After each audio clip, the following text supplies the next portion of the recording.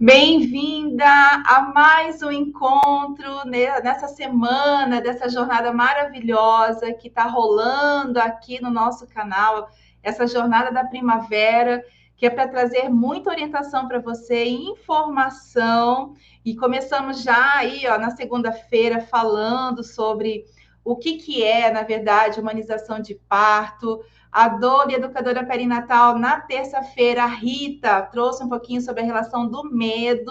Se você ainda não assistiu, volta um pouquinho aqui, corre na maratona que a gente está rolando aqui durante a semana para você acompanhar. E hoje vamos falar sobre sinais de parto. Nossa, tenho certeza que a sua lista aí, ó, vem assim, ó, correndo quando você pensa como é que vai ser esse grande momento, quais são os sinais, né? Vai contando lá, você vai cantar tu vens. Afinal de contas, quais são os sinais? Será que vem domingo de manhã, sábado de noite, madrugada, tarde? E para nos ajudar nesta caminhada, nesta jornada do conhecimento, convidei a querida Pamela Salazar para estar conosco aqui, ela que é ginecologista, obstetra, atuante aqui em Campo Grande, Mato Grosso do Sul, tá? Logo em seguida aqui você vai ver que eu vou colocar também o perfil dela nas redes sociais para você começar a segui-la também, para curtir todos os posts, as informações que ela traz, que são informações de primeira qualidade, justamente para que a gente possa desmistificar cada vez mais os medos, os mitos e o como criar essa expectativa de uma forma extremamente positiva para você chegar no seu grande plano de parto e conseguir, então, né, passar por essa relação de nascer e seguir para o pós-parto mais tranquila, mais feliz. Mas tudo isso vai passar por esse momento do parto. E é com um grande prazer que eu vou trazê-la aqui juntinho comigo. Seja bem-vindo, Pan! Olá, boa tarde, tudo bem? Tudo ótimo. Bora falar de parto, então? Bora lá, então. Queria primeiramente agradecer o convite, fiquei muito contente, muito lisonjeada pela lembrança, tá? E para mim é uma alegria muito grande compartilhar aí com vocês um pouquinho aí do meu dia a dia, né? E do que a gente ama fazer, que é a obstetrícia. Ai, que delícia! Na verdade, eu e o coletivo e todas nós aqui da Papo de Gaia que agradecemos a sua disponibilidade de estar conosco hoje, que eu falo assim, hoje é dia de cerejinha, hoje é dia de ver uma cereja ao topo, assim, né? É a divisão para a gente poder transitar. E sexta-feira a gente finaliza falando também sobre puerpério de uma forma assim que as mães elas precisam compreender, mas ainda tem muito assunto, ainda tem amanhã e tem sexta-feira, né? Então, para a gente seguir esse conteúdo com a Pamela, vai ter um material aqui que você também vai acompanhar. Você, inclusive, já quero dizer para você que você pode, inclusive, jogar este grande encontro aí na sua Smart TV, acompanhar pelo seu celular, pelo seu computador, não importa. Aonde você conseguir conectar aí a sua linha, né? O seu stream do YouTube, você nos acompanha. Coloca um suco, uma pipoca, chama a família e bora falar de parto, porque ô coisa boa essa história de nascer, né? Traz cheirinho de bebê em casa. Ai, tudo muito gostoso, né? Isso Então, aí. vamos embora, né? Falar sobre sinais de parto. Vamos lá, então. Bom, Bom, então, peraí, que antes da gente começar, a gente quer saber como é que você chegou aqui, mulher de Deus. Conta pra gente um pouquinho. tá certo. Bom, desde muito nova, eu já tinha decidido que eu queria fazer alguma coisa da área da saúde. As minhas brincadeiras desde criança envolviam cuidados, né? Eu tenho uma lembrança assim, a minha mãe até dá bastante risada quando a gente lembra disso, né? Eu pegava aquela fitinha branca de passar no cano e enrolava todo o bracinho das minhas bonecas. Eu brincava que eu estava engessando os braços das bonecas. Então, desde cedo eu já tinha essa vocação aí para os cuidados, né? E o desejo mesmo de fazer medicina foi despertado durante o ensino médio, né? Quando a gente começa a pesquisar aí, fazer os testes vocacionais, e foi aí que eu comecei a me dedicar para o estudo da medicina. Eu sou formada pela Uniderp aqui em Campo Grande, minha família mora em Três Lagoas, eu vim de Três Lagoas para cá, então, né, para fazer faculdade. Quando eu estava no 5º ano de faculdade, eu me casei, então acabei ficando aqui por Campo Grande. Meu esposo é daqui de Campo Grande. E a GO entrou no meu coração logo no começo da faculdade. No 2º ano, eu comecei a fazer um estágio, é uma liga, na verdade, né, de ginecologia e obstetrícia lá na Cândido Mariano. Era um plantão que nós fazíamos uma vez por semana. E logo de cara, assim, eu já me identifiquei e eu vi que era isso mesmo que eu queria fazer da minha vida. Eu tive professores que me acolheram, que me ensinaram muito, eu tenho uma gratidão imensa aí por eles, né? Tenho um carinho gigantesco por eles, que eles me introduziram aí na obstetrícia. E desde o 2º ano de faculdade eu tinha certeza que eu queria fazer GO. E é muito engraçado que meus colegas mais próximos da faculdade, né? Chegava no 5º, no 6º ano, eles ainda não tinham noção. E eu sempre já tinha no meu coração, que era para ser GO mesmo. Então, eu terminei a faculdade, no ano seguinte eu entrei na residência, eu fiz minha residência aqui no HUMAP, na UFMS, foram 3 anos, assim, inesquecíveis para mim, fui muito bem acolhida, aprendi muito também com os meus mestres e aprendi muito também sobre uma obstetrícia mais humanizada. Então, é por isso que eu saí aí do HU, saí da minha residência, com o objetivo aí de ajudar a trazer as crianças ao mundo da forma mais carinhosa possível.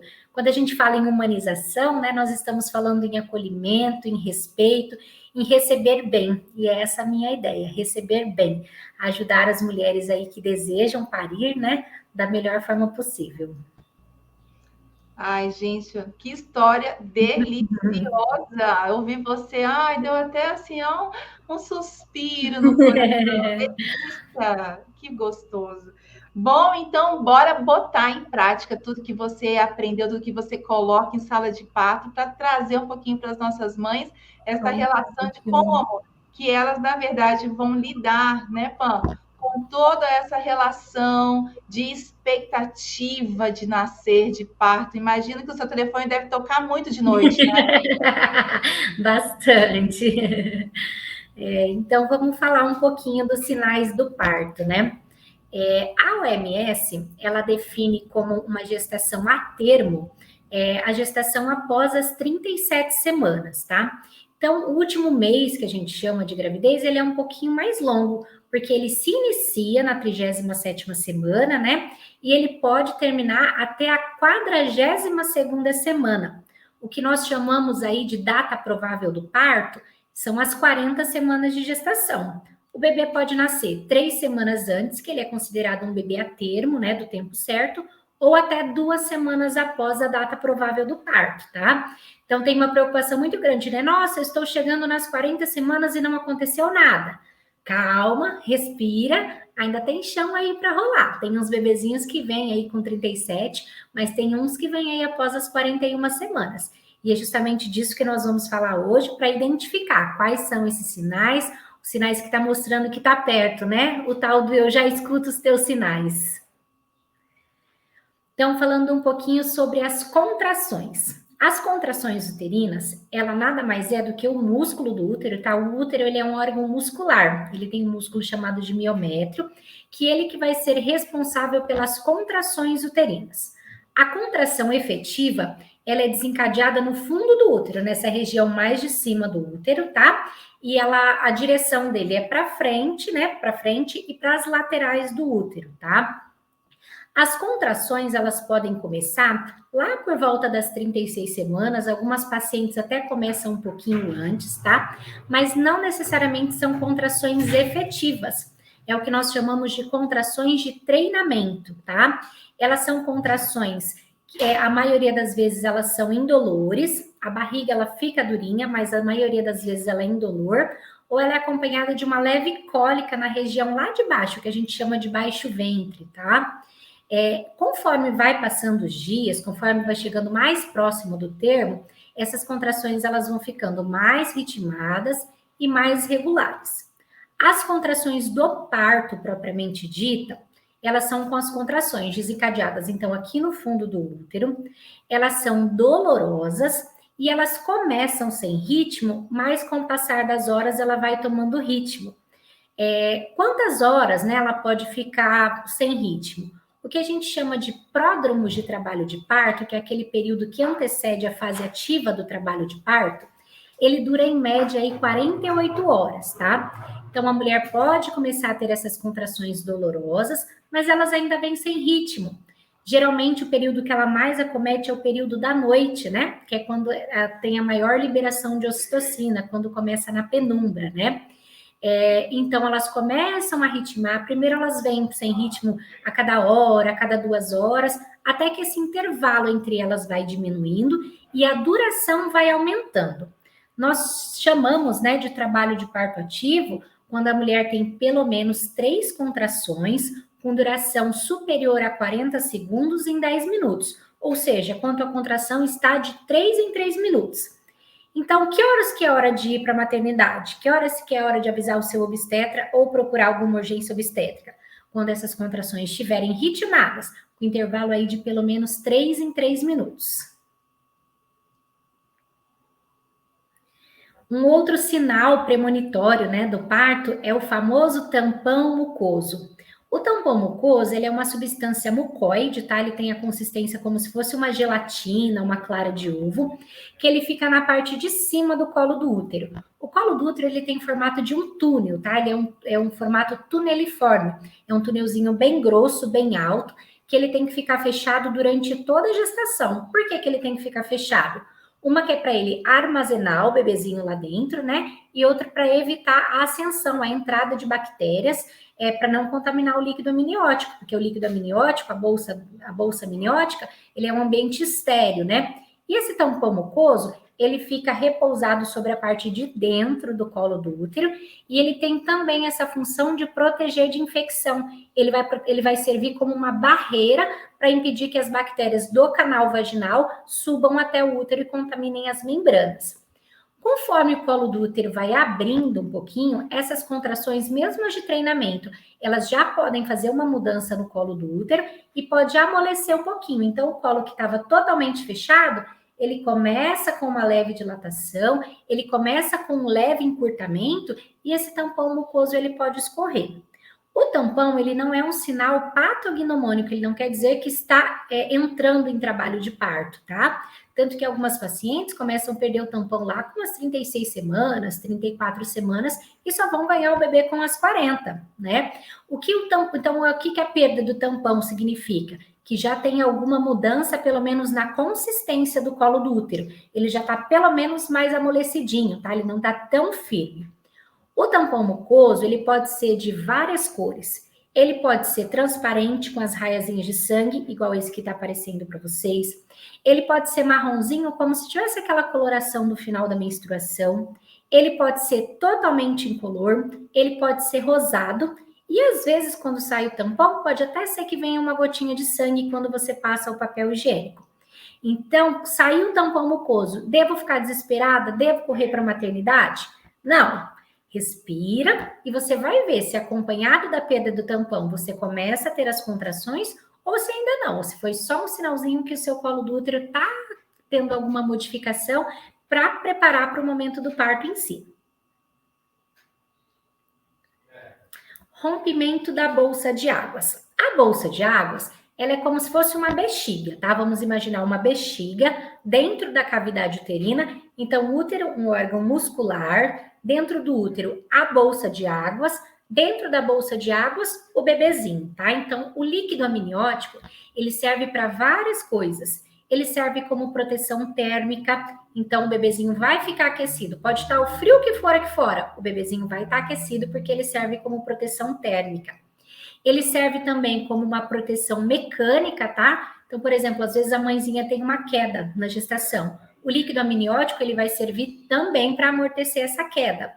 O líquido amniótico, ele serve como espaço para o bebezinho se desenvolver, tá? Tanto que naquelas gestações que tem algum problema que o líquido amniótico está baixo, às vezes o bebezinho desenvolve menos, né? Cresce menos também do que deveria. E o líquido amniótico, ele serve ainda para maturação do sistema digestório do bebê. O bebezinho deglute esse líquido amniótico, esse líquido é filtrado pelos rinzinhos do bebê, então ele faz xixi dentro do líquido amniótico. E isso é um ciclo, tá? Essa produção do líquido amniótico é um ciclo. Então o bebezinho deglute, amadurece o estômagozinho, amadurece o sistema respiratório e também o sistema urinário, porque o rinzinho do bebê filtra, ele faz xixi no líquido amniótico. Mas não tem problema? Não, todos nós já bebemos nosso próprio xixi dentro da bolsa, tá? Então, rompeu a bolsa. Devo sair correndo? Devo ficar preocupada? A resposta é depende. Depende da idade gestacional. Como eu falei agora há pouquinho, a Organização Mundial da Saúde considera que o bebê deixa de ser prematuro a partir das 37 semanas. Então, se a bolsa romper a partir das 37 semanas, não precisa sair correndo. Dá tempo de respirar, de organizar suas coisas e ir para a maternidade com calma. Antes das 37 semanas, o bebê é prematuro, ele exige um pouquinho mais de atenção e cuidado. E sempre que a bolsa rompe antes das 37 semanas, nós temos que investigar a causa, tá? Principal causa são causas infecciosas, infecção urinária, infecção genital, tá? Então, sempre que a bolsa rompe antes das 37 semanas, sim, é uma urgência e você deve ir imediatamente ao hospital. Rompeu a partir das 37 semanas? Depende. Sempre que a bolsa rompe, 90% das mulheres entram em trabalho de parto nas primeiras 12 horas, tá? Isso quando a bolsa rompe sem estar acompanhada de nenhum outro sintoma.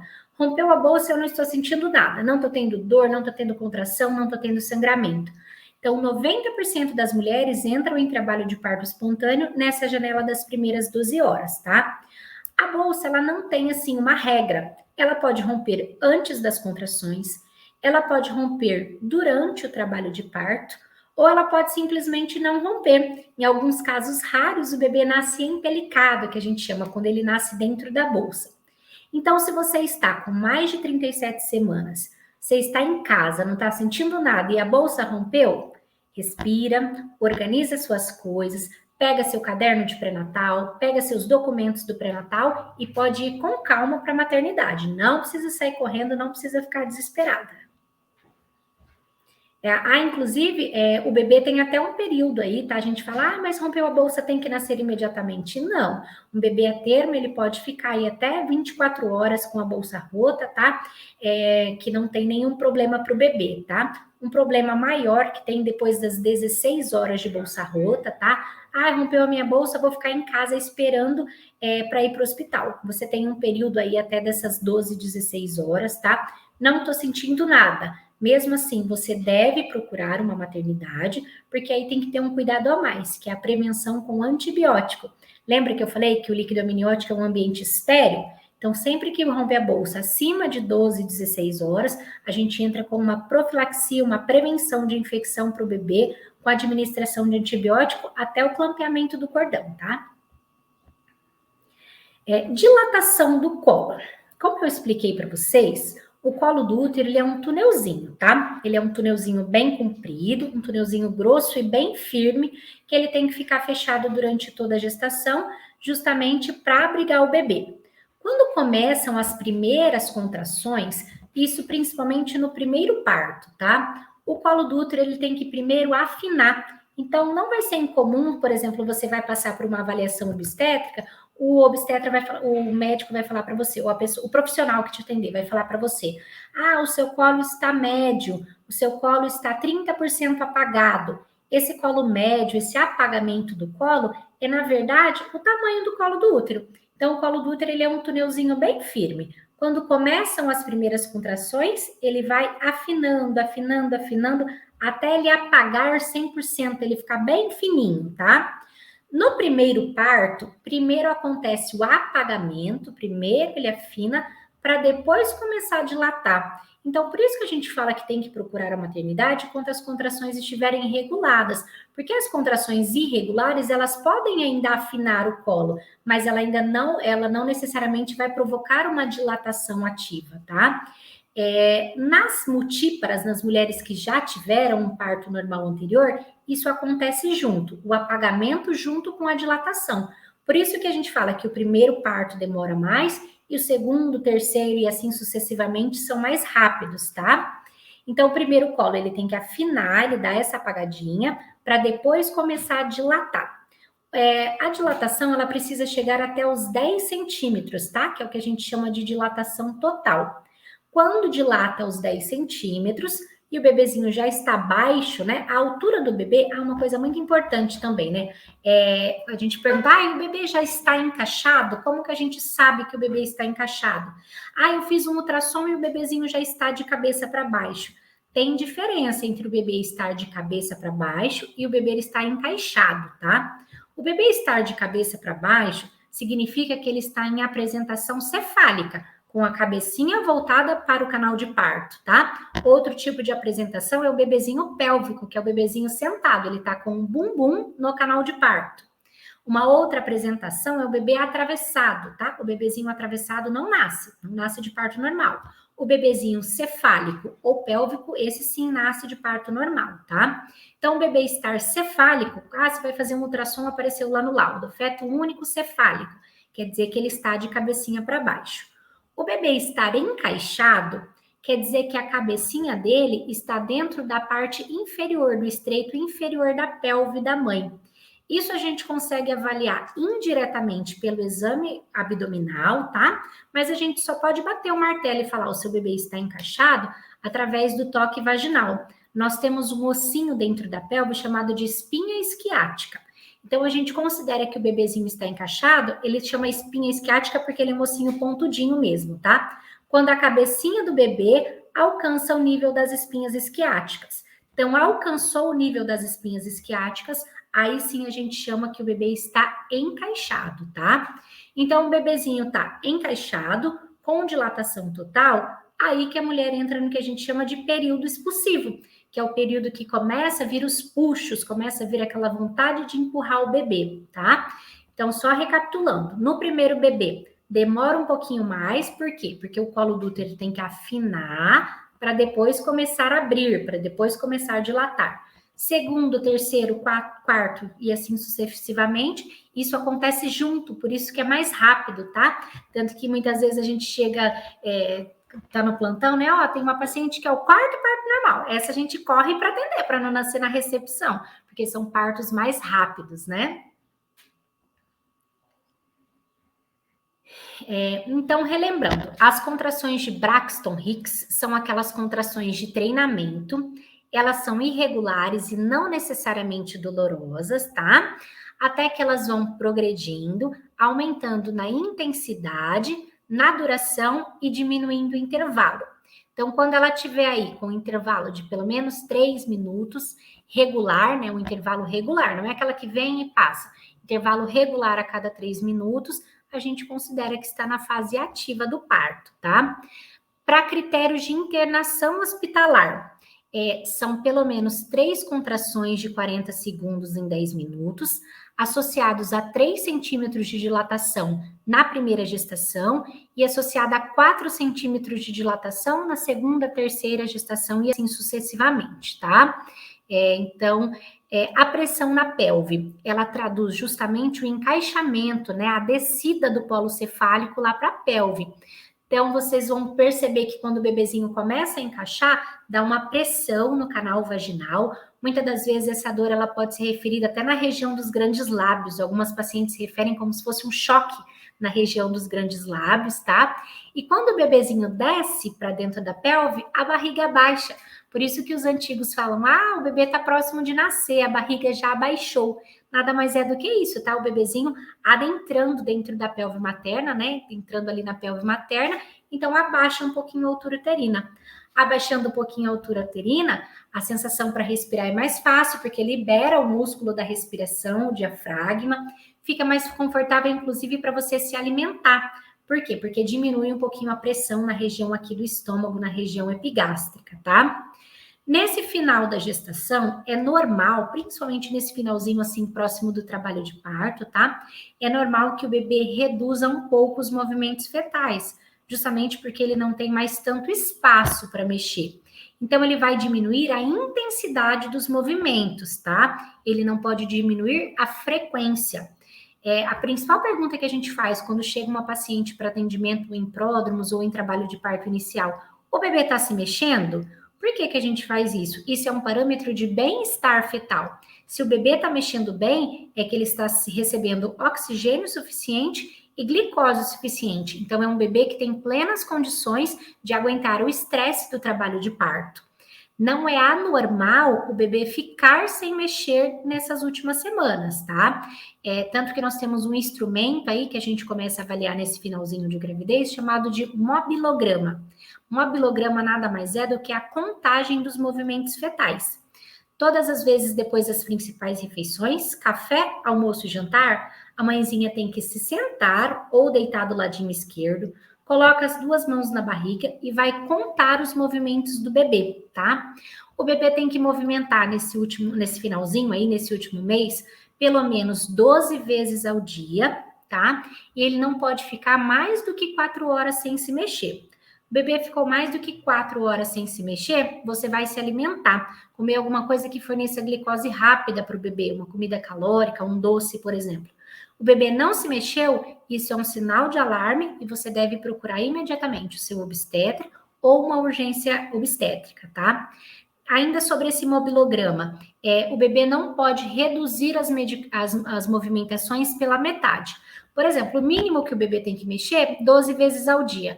Hoje meu bebê se mexeu 20 vezes. Tá ótimo. Amanhã o bebê mexeu 10.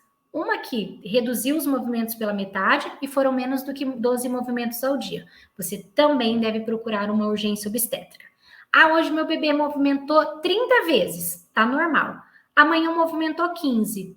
15 é maior do que os 12 movimentos mínimos, mas caiu pela metade em relação ao dia anterior. Isso também é um sinal de alerta, também deve ser um sinal que você deve procurar o seu obstetra ou deve procurar um serviço de urgência obstétrica. Nesse finalzinho da gestação, muito comum também o maior inchaço nas mãos e nas pernas, tá? Por que se dá esse inchaço? O peso do útero, ele vai comprimir os grandes vasos ali da região do abdômen, tá? Principalmente o que a gente chama de veia cava inferior, que são as veias que trazem o sangue de volta dos membros inferiores, de volta das pernas, para o coração bombear. O peso do útero faz uma compressão desses vasos sanguíneos. Então, ele dificulta que o sangue volte para a circulação e isso acaba extravasando um pouquinho de líquido para as pernas, que nada mais é do que o inchaço, tá? Isso também pode acontecer nas mãos, nos braços, tá? Tanto que é muito comum no final da gestação não servir mais anel, não servir mais aliança, né? Então, é justamente por isso, tá? Pelo peso do útero fazendo essa compressão em cima dos grandes vasos. O edema, então, é um sinal normal no último trimestre, desde que ele não seja acompanhado de nenhum outro sintoma de alarme. Quais são os sintomas de alarme do edema, do inchaço? A pele fica vermelha, dolorosa, e o inchaço será assimétrico. Por exemplo, a minha perna direita está super inchada e a minha perna esquerda está sequinha. Isso não é normal, tá? O edema tem que ser simétrico, o inchaço tem que ser simétrico. A mesma coisa vale para as mãos, tá? Vale para os braços. Então, só meu braço direito está inchado, meu braço esquerdo não. O edema assimétrico, o inchaço assimétrico, é um sinal de alarme e isso deve ser um motivo para procurar atendimento médico. E o aumento da secreção vaginal. Isso também é muito comum na gestação, tá? O colo do útero, ele contém células glandulares, que são as células que produzem muco, são glândulas que produzem muco, tá? Na gestação, o colo do útero fica extremamente edemaciado, ele fica inchado. Na verdade, todo o sistema genital, né? Vocês podem perceber que na gestação tem um inchaço do canal vaginal, tem um inchaço ali da parte externa também, né, dos grandes lábios. Então, esse inchaço do colo do útero, das glândulazinhas do colo do útero, fazem com que ela trabalhe um pouquinho mais e produza uma quantidade maior de muco. Então, é normal, principalmente agora no último mês de gestação, a calcinha fica até um pouquinho úmida. Como que é essa secreção normal? Essa secreção normal, ela tem que ser sempre branquinha, sempre clarinha, ela não pode ter cheiro forte, ela não pode ter coceira. Às vezes ela é abundante mesmo, tá? Que chega a umedecer o fundinho da calcinha. Essa secreção que não tem cheiro, não coça, é uma secreção normal. Ela mudou de coloração, ao invés de ser branquinha, ela tá amarelada, ela tá esverdeada, essa não é normal. Ela tá coçando, ela tá com cheiro estranho, essa sim deve passar por atendimento médico para checar o que está acontecendo. E como que a gente diferencia essa secreção da bolsa, quando a bolsa rompe, né? Essa secreção normal, essa secreção vaginal normal, ela é uma secreçãozinha mucosa, ela é bem cremosa, tá? E ela não escorre pelas pernas. O líquido amniótico, o líquido da bolsa, ele é um líquido transparente, incolor e ele é sempre em grande quantidade, tá? Quando rompeu a bolsa, se você estiver sentada, você vai molhar tudo onde você está sentada. Ah, estava sentada na cadeira, a cadeira vai ficar toda molhada. Quando você se levantar, você ficar em pé, vai escorrer água perna abaixo, tá? Então, a principal diferença é a consistência. O líquido amniótico, ele é líquido mesmo, tá? Ele é uma água. E ele é bem abundante. Essa secreçãozinha vaginal, não, ela é mais pastosinha, tá? E ela é em pequena quantidade. Bom, que delícia! Muito bom! Olha, estou aqui, que rico tudo isso, né? Como que é possível vivenciar todo esse processo sem a gente ficar com medo, né, Pam? Com certeza, com certeza. E assim, né, e é inerente, né, principalmente desse momento, assim, desse terceiro trimestre, a insegurança, o medo. Então, qualquer coisa que acontece de diferente assusta, né? Então, quando você tem uma orientação, quando você estuda para isso, não é qualquer coisa que te abala, né? Eu falo assim, né, que nós temos uma cultura, né, muito imediatista, né, principalmente as pessoas antigas. Então, eles não podem ver uma mulher com a barriga um pouquinho maiorzinha que já fala, não vai nascer, mas calma, né, ninguém liga se o bebê nascer antes da hora, né, mas se passa um dia da data provável, isso já assusta. Então, como que a gente vai saber se está tudo bem? Avaliação da vitalidade fetal, tá? Então, nesse finalzinho, o acompanhamento de pré-natal tem que ser semanal. Aquelas pacientes que passam aí das 40 semanas, às vezes até 2 vezes por semana, entre 41 e 42 semanas, se necessário, 3 vezes por semana, né? Então, é claro que ninguém vai fazer loucura, ninguém vai se aventurar, né? Desde que esteja tudo bem, a gente pode esperar que tudo aconteça da forma mais natural possível, né? Da forma mais fisiológica possível. Isso. E trabalhos com doula, como é que você olha essa relação da humanização, da equipe multi, né? Qual que é a sua indicação? Conta pra gente aqui. Da educação mental, da doula, como é que está a sua experiência com esse mundo? Olha, eu percebo assim que as pacientes que têm a oportunidade de serem acompanhadas por uma doula, por uma enfermeira obstetra, são pacientes que elas são mais psicologicamente preparadas, né? Porque o parto normal é uma coisa fisiológica, né? 99% das vezes ele flui da maneira mais natural possível, né? O que atrapalha bastante é a insegurança, é o medo, é a falta de orientação. Então, essas pacientes que têm a oportunidade de serem acompanhadas por uma profissional, são pacientes que elas vão muito mais seguras, né? Muito mais tranquilas. Então, assim, tem um diferencial, faz uma diferença bem importante, inclusive, assim, nos métodos não farmacológicos de alívio da dor, né? São pacientes que elas até toleram mais a dor. Elas estão aí, os exercícios para preparo da pelve, né? Então, vem todo um processo, né? Não é só ali na hora do parto. É um processo que vem desde o começo da gravidez, é um acompanhamento que vem desde o começo da gravidez. Então, eu percebo, assim, que são pacientes bem mais preparadas, tanto fisicamente quanto emocionalmente, sem dúvidas. É muito legal ouvir você falando sobre isso, porque trabalhar a educação perinatal, principalmente no Brasil, é algo assim a quebrar mitos, trazer uma realidade que naturalmente a gente está trazendo esse olhar de que as mulheres elas merecem, né, ter um acolhimento, um amor, ter paciência, né, Pan? Sim, com certeza. O ser humano está cada vez mais ansioso, né? Sim, sim, cada vez mais ansioso, cada vez mais intervencionista, né? É claro, assim, que tem gestações que nós precisamos fazer algumas intervenções, que são as gestações de alto risco, né?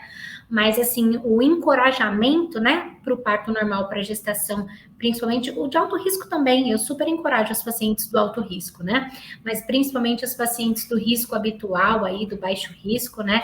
Eu acho que ainda fala-se pouco em educação perinatal no Brasil. Então, eu acho que esse trabalho aí que você vem fazendo, o grupo vem fazendo, é de suma importância.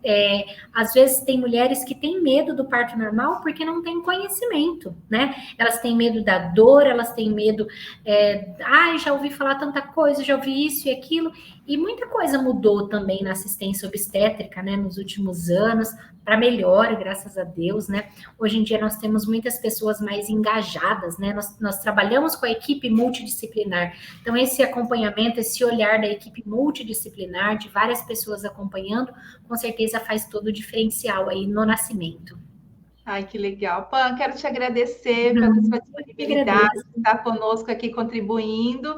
Já fica um gostinho de mais encontros para falar com certeza, conte comigo. Espero de verdade um momento próximo de estarmos presencialmente em rodas, como antes da pandemia fazíamos, né? Porque este movimento digital, ele também entrou justamente para dar esse suporte para que as mulheres elas não parem nunca esse estudo de se preparar também para esse grande momento da vida, porque eu falo assim, né, que mesmo à distância nós somos aproximadas, né, por esses momentos digitais aí. Às vezes tem muita paciente que a gente sabe que, por exemplo, mora em outra cidade, ela não teria condições de acompanhar, por exemplo, se esse encontro de hoje fosse uma roda de conversa. Mas não, a gente acabou aproximando as distâncias aí, né? Claro que a gente sente falta desse contato, dessa proximidade, né, da gente se conhecer pessoalmente, mas eu acho que as tecnologias aí também vieram para diminuir as distâncias, com certeza. É verdade. Aproveitando, falando sobre pandemia, me veio aqui agora de te fazer essa pergunta, justamente até para você fazer esse olhar, né? Mulheres que tiveram Covid durante a gestação altera alguma coisa no sinal de parto? Então, ainda assim, a gente sabe muito pouco sobre isso, né? O que nós sabemos é que aquelas pacientes que têm as formas graves do COVID, essas sim, né, elas têm um maior risco aí para os problemas de placenta, para descolamento de placenta, para insuficiência placentária, tá? Mas aquelas pacientes que tiveram quadros leves, não teve nenhuma mudança, tá? Os sinais são os mesmos, o tempo de gestação, desenvolvimento fetal, né? O que a gente tem mais medo, né? Problemas fetais, problemas de crescimento do bebê. Quanto a isso, os estudos não demonstraram nenhuma alteração, tá? Ufa, ufa! Que boa notícia, então. Ou seja, vou aproveitar seu ensejo aí, né? Vou aproveitar falando de Covid, né? Falando de pandemia, falando sobre a vacinação. Recebo bastante perguntas, né, sobre a vacinação contra o Covid. O que eu vou falar aqui para vocês são estudos, tá? São coisas que eu pesquisei, são coisas que vêm sendo estudadas ultimamente sobre a vacina, tá? O que nós sabemos do Covid na gestação? Nós sabemos que a gestante, por ela ter a imunidade um pouquinho mais baixa, isso é natural, tá? Toda gestante tem a imunidade um pouquinho mais baixa, até para tolerar um bebê que é metade da carga genética dela e metade da carga genética não dela, né? Então, a imunidade da gestante ela é um pouquinho mais baixa, justamente para tolerar, é o que a gente chama de mecanismo de tolerância, né? Então, as gestantes, elas são mais propensas a desenvolver formas graves da doença, com maior índice de partos prematuros e mesmo óbito materno, tá? Então, o que vem sendo falado sobre as vacinas? A vacina, ela deve sim ser encorajada na gestação, tá? A que está sendo aplicada aqui em Campo Grande e a que vem recebendo mais estudos é a vacina americana da Pfizer, tá? E os estudos mostraram que não teve nenhum desfecho desfavorável após a aplicação da vacina, tá? Ela, inclusive, não aumentou a taxa de aborto quando aplicada no primeiro trimestre de gestação. O que eu, Pamela, oriento as minhas pacientes. A gente sabe que até as 12 semanas é o período mais importante do desenvolvimento do bebê, principalmente no que a gente tange de sistema nervoso central, o cérebro do bebê, né? Então, assim, por excesso de zelo, eu recomendo que a vacina seja feita após as 12 semanas, para aquelas pacientes com baixo risco para exposição do Covid, aquelas pacientes que não trabalham fora, ou aquelas pacientes que trabalham em casa, ou em home office, ou que são do lar mesmo, né, que cuidam das outras crianças em casa. Então, essas pacientes que têm a oportunidade de se cuidar melhor até as 12 semanas, aplicar a vacina após as 12 semanas. Já aquelas pacientes que trabalham, por exemplo, ela é operadora de caixa no supermercado, ela tem contato com milhares de pessoas todos os dias, ou mesmo aquelas pacientes que são profissionais de saúde, então aí a gente avalia o risco-benefício. Qual que é mais benéfico para ela? É se vacinar antes mesmo das 12 semanas de gestação, né? Então, nesses casos, eu recomendo que a vacina seja feita no primeiro trimestre. Uma dúvida muito frequente são aquelas pacientes que tomaram, por exemplo, a primeira dose, a AstraZeneca. Então, o Ministério da Saúde já recomendou que quem tomou a primeira dose, não estando gestante, e agora descobriu a gestação, a segunda dose tem que ser feita a vacina da Pfizer, tá? Por ela ser uma vacina mais segura, tá? Tem diversas pacientes minhas que tomaram as 2 doses da AstraZeneca sem saber que estavam grávidas e não aconteceu nada. Mas a recomendação pelo Ministério da Saúde é que seja aplicado a Pfizer, tá? Então, aqui vai o meu voto aí de encorajamento para as pacientes também, para cuidar. A gente sabe que, infelizmente, eu presenciei, tá, óbitos maternos, casos gravíssimos, né, de mãezinhas aí que tiveram que tirar o bebê antes da hora. Teve uma mãezinha, faço plantão lá no Hospital Elcadre, teve uma mãezinha que ela foi conhecer os bebês, era uma gestação gemelar, 2 meses depois do nascimento dos bebês, porque ela ficou muito grave, né? Então, a gente sabe aí que nós estamos em uma situação ainda de risco, né? Então, o que a gente puder fazer para minimizar os riscos, vamos fazer nossa parte. E cada vez mais orando para que as vacinas cheguem cada vez mais, em mais quantidades, que a gente possa levar para lugares, para mulheres, porque, olha, o que nós aqui em Campo Grande estamos em abundância, tem tantos lugares que está faltando, né? Isso é tão importante a gente tomar isso como consciência, né? Com certeza. Fala, né, nós estamos nadando de braçada, né? Aqui em Campo Grande, acima de 12 anos, quem quiser se vacinar, né? E tem lugares aí no Brasil que ainda está nos 40 anos, nos 50 anos, né? Inclusive, hoje eu vou tomar meu reforço. Hoje eu estou ansiosa para tomar minha terceira dose. O meu reforço logo já está chegando também. Estamos aqui esperando a vez. E, por favor, né? Vamos lá, a gente está sempre botando essa campanha aqui. Pan, delícia, que bom que a gente teve mais esse espaçozinho para tirar essas dúvidas. Que legal que você trouxe esse olhar, essa consciência também em relação à vacina, e que a gente consiga levar esse tema, essas informações para muito mais mulheres. Então, gratidão, viu, Pan? Obrigada mesmo, de coração. Estou disponível aqui para os próximos, conte comigo. Oba, olha que eu anoto aqui, te chamo mesmo, hein? Pode anotar.